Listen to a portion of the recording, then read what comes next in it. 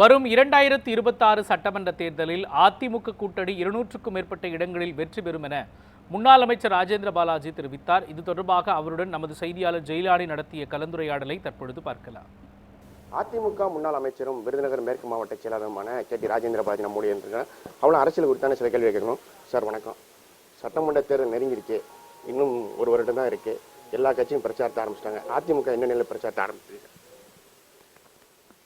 அனைத்து இந்திய அண்ணா திராவிட முன்னேற்ற கழகத்தினுடைய நிரந்தர பொதுச் செயலாளர், வருங்கால தமிழ்நாடு முதலமைச்சர் அண்ணன் எடப்பாடியாருடைய உத்தரவுப்படி ஆணையேற்று தமிழ்நாடு முழுக்க பூத் கமிட்டியினுடைய பொறுப்பாளர்களாக படித்தவர்கள், படித்த பெண்கள், படித்த இளைஞர்களை நியமனம் செய்ய வேண்டும், அவர்களை தேர்வு செய்ய வேண்டும் என்று எடப்பாடியாருடைய உத்தரவு கிணங்க தமிழ்நாடு முழுக்க களப்பணிகளை விரைவுபடுத்தி வேலை நடைபெற்று வருகிறது. அது எங்களுடைய விருதுநகர் மாவட்டத்தில் அருமையாக நடைபெற்று வருகிறது.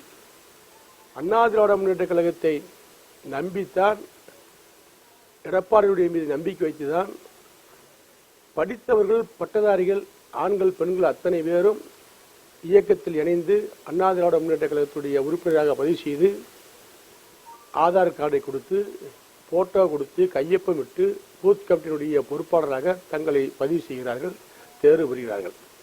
இது எந்த கட்சியிலும் நடக்காத ஒரு அதிசயம்.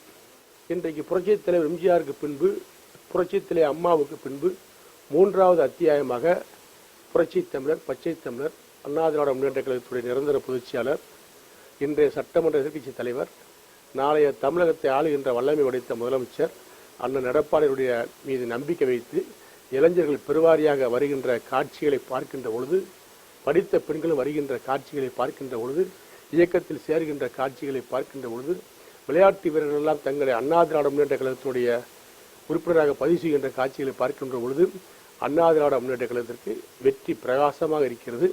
எடப்பாடியார் முதலமைச்சராக உறுதியாக வருவார். ஆக களங்கண்ட வேங்கைகள் அண்ணா திராவிட முன்னேற்ற கழகத்தின் நிர்வாகிகள்.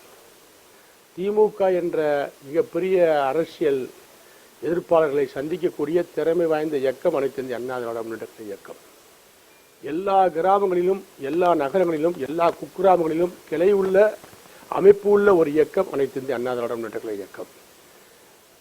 இதை நான் மிகைப்படுத்தி சொல்லவில்லை. அனைத்து இந்திய அண்ணா திராவிட முன்னேற்ற கழகம் காற்று புகாத இடத்தில் கூட அண்ணா திராவிட முன்னேற்ற கழக தொண்டர் பூந்து வேலை செய்வான். இன்றைய நிலவரப்படி அனைத்து இந்திய அண்ணா திராவிட முன்னேற்ற கழக கூட்டணி 200க்கும் மேற்பட்ட இடங்களில் வெற்றி பெறக்கூடிய வாய்ப்பு பிரகாசமாக இருக்கிறது. நியூஸ் 7 தமிழுக்காக சிவகாசியிலிருந்து செய்தியாளர் ஜெயிலானி.